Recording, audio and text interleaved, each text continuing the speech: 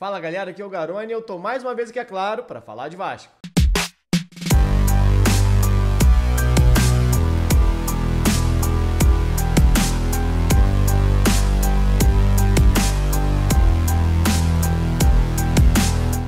Gabriel Pec, artilheiro do Vasco em 2023. Se isso fosse uma aposta lá em janeiro, lá na 1xBet, nosso parceiro, a odd ia estar batendo lá para 10-1, 12-1.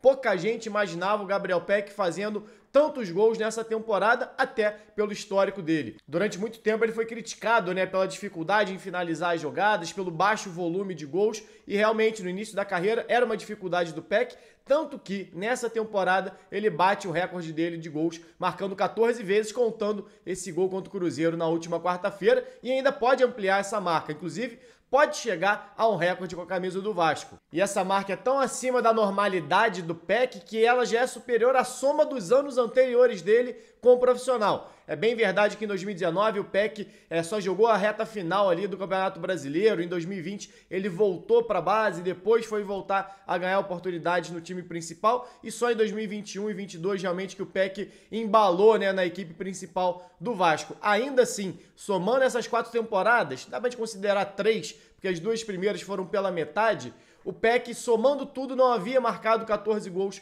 como profissional, marca que ele alcança em 2023. E não é incomum só para o Pec, é incomum inclusive para jogadores formados na base do Vasco. O único jogador que marcou mais vezes antes dos 23 anos de idade, sendo um jogador formado pelo Vasco em uma temporada, foi o Moraes em 2006, quando marcou 15 gols. Se a gente for levar em consideração que um desses gols do Moraes foi no amistoso, ou seja, 14 em jogos de competições oficiais, a gente pode considerar que o Pec já igualou esse recorde de um jogador formado na base do Vasco nesse século. E por que eu usei esse recorte de jogador sub-23? Porque Romário e Edmundo foram formados na base do Vasco, só que Romário formado lá na década de 80, Edmundo no início dos anos 90, e quando jogaram já nos anos 2000, eram jogadores formados, não eram mais meninos da base. Por isso que eu usei esse recorte sub-23 para fazer essa conta. E é claro também que muitos dos jogadores de destaque revelados pelo Vasco não chegaram aos 22 anos atuando pelo clube, como é o caso do Pec. A grande maioria foi vendida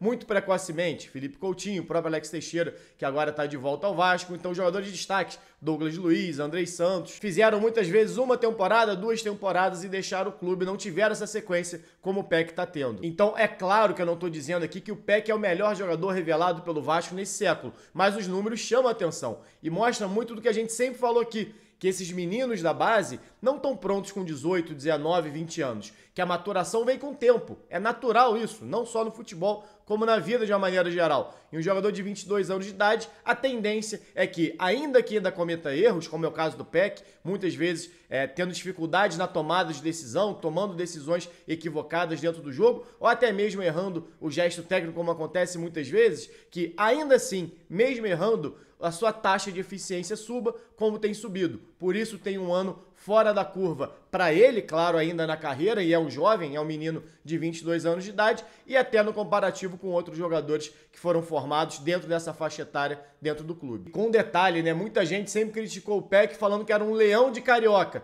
que no brasileiro ele não fazia nada. E nessa temporada, dos 14 gols do Pec, 6 foram no estadual e 8 no Campeonato Brasileiro. Ou seja, o Pec tem entregue bem mais do que se imaginava, não só para dentro do time, mas até de uma visão mais ampla, olhando o Campeonato Brasileiro de uma maneira geral. É um jogador que ainda erra muito, como a gente falou, mas tem sido decisivo para o Vasco em 2023. Bom, galera, é isso. Deixe seu like no vídeo, se inscreve no canal, saudações e até a próxima.